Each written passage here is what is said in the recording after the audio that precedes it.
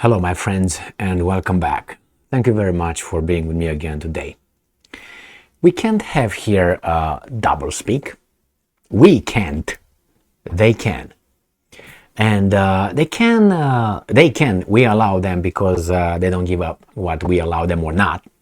But they can tell us that the sky is blue up now, and they tell us in 2 minutes that the sky is, I don't know, purple in the next second. And then again they tell whatever it is blue, they can tell us whatever they want, shamelessly. Shamelessly they can tell us whatever they want, and they don't come back to retract that or to, I don't know, tell us, hey, my bad, you know. Why? Because they think, we got you, what are you going to do? You can't trust the other ones because we tell you so. Some people are too lazy to figure out, hey, wait a minute, let me check, let me verify this claim.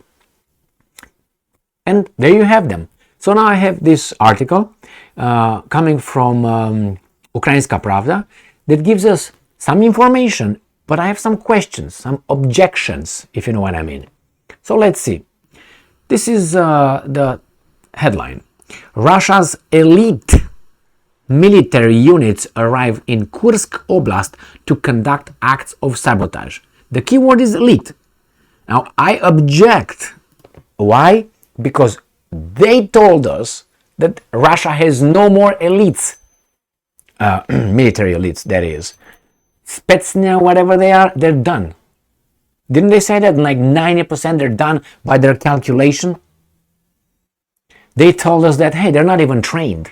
We decimated all of them. They're done. They said about 25 years. They said, I covered it in an article, in a video before, an article saying that Russia needs about 25 years to, reform the Spetsnaz units, the special forces, blah, blah, blah, blah. And now, here you have them. Now, which one is it? Which one is it?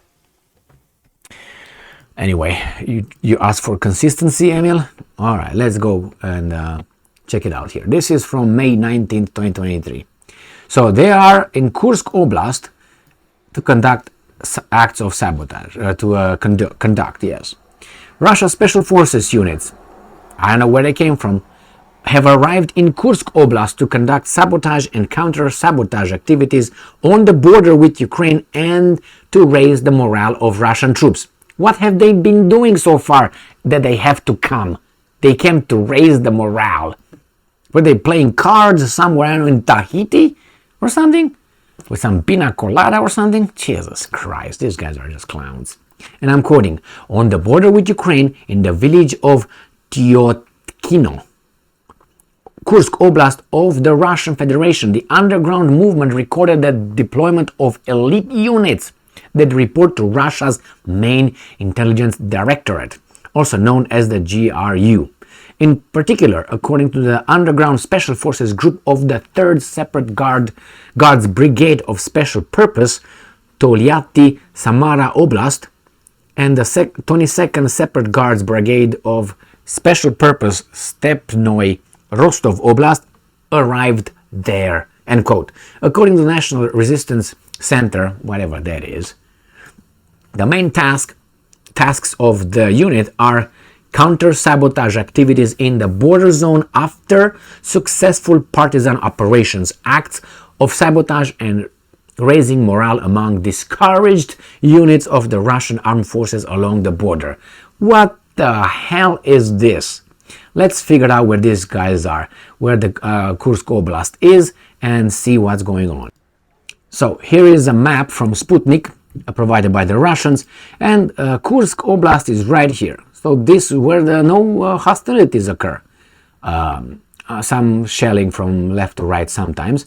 But here, this is what I'm talking about. This area, this is where supposedly the, the Russian special forces are going to do some bad stuff right here, okay? To somehow raise the morale of what? Of everybody here on the front? Ah, man. Okay, well, we believe it because they say it and they are the gatekeepers of the truth.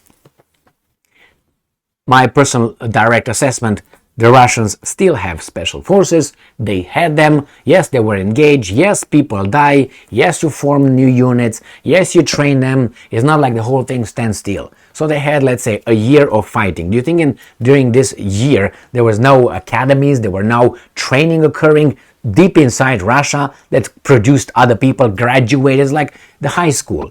You got people that graduated from high school and now they go to college. The same is over there. They have groups. That's how it's conducted. Jesus Christ. So the guys that were in the, I don't know, I want to say class of 2023 will graduate this year with the whole training and all the experience. And they will be taken to the front. And then the training goes on for the ones from the 11th grade. Let's put it this way. They're going to train, they're going to graduate, and they're going to be sent to the front. And new groups are going to come over and read over. I mean, all this is planned. It's not like Russia has a shortage of men. I mean, these guys over here seem to have a shortage of men. But not those guys. I mean, after all, it has a population of 145 million people. And they fight in Ukraine with what? At the most, 600,000 people from the beginning of the special military operation or war invasion, however we want to call it. I don't give a fuck. Okay? 600,000. If really Russia is under threat with its survival is threatened, they will mobilize 30 million if they want, like the Second World War, the Soviet Union. What do you think? Yeah, it's going to be an all war and that's it. The industry will switch an economy, war economy, and that's it. And I guarantee if that would happen, the West will say, let me take my pants off. Peace, peace, peace. Oh, that yellow stuff is my brown stuff. Yeah, don't worry. It's just that these guys are telling you this today and tomorrow they tell you something else. Anyway, I want to see the sabotage things occurring, you know what I mean? But that's up to Ukrainska Pravda to inform us.